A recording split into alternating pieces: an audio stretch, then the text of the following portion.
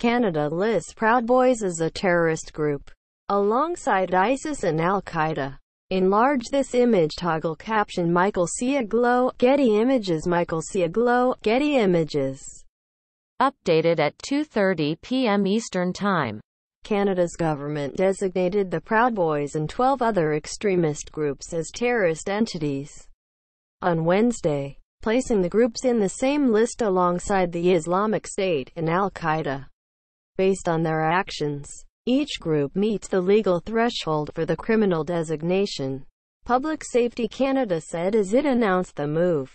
The agency cited reasonable grounds to believe that an entity has knowingly participated in or facilitated a terrorist activity, or has acted on behalf of or in association with such a terrorist entity. The agency describes the Proud Boys as a neo-fascist organization that engages in political violence and whose members espouse misogynistic, Islamophobic, anti-Semitic, anti-immigrant, and/or white supremacist ideologies and associate with white supremacist groups.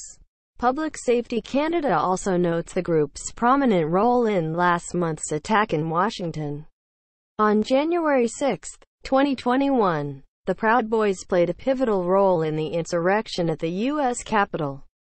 Leaders of the group planned their participation by setting out objectives, issuing instructions, and directing members during the insurrection. The terror designation means that Canadian banks and other financial institutions must freeze any assets connected to the groups, and it's illegal for anyone to knowingly do business with them. It's also a crime to give support to the group's behavior that could range from travel and training to recruitment. The government says there is no provision in U.S. federal law to identify and criminalize domestic groups as terrorist, a legal issue complicated by First Amendment free speech guarantees. In 2018, the FBI designated the Proud Boys as an extremist group with ties to white nationalism, a categorization that first came to light through an internal report that was obtained from law enforcement in Washington state. The Southern Poverty Law Center classified the Proud Boys as a hate group in 2019, sparking a defamation lawsuit by Gavin McInnes, who founded the far-right organization in 2016. In addition to the Proud Boys, Canada's government categorized the Atomwaffen Division, the Base, and the Russian Imperial Movement as terrorist entities.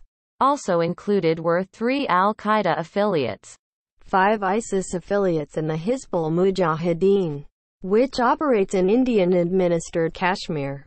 The Proud Boys have been linked to several violent episodes in the U.S. Former President Trump, rather than condemn their tactics, notably told the group during a campaign debate with Joe Biden to stand back and stand by. Far-right and white supremacy movements have also been a problem for Canada. Some of the group's members have crossed the border. Last year, Canadian national Patrick Jordan Matthews was arrested in the U.S. with other alleged members of the base, on charges ranging from the illegal transport of a machine gun to harboring aliens.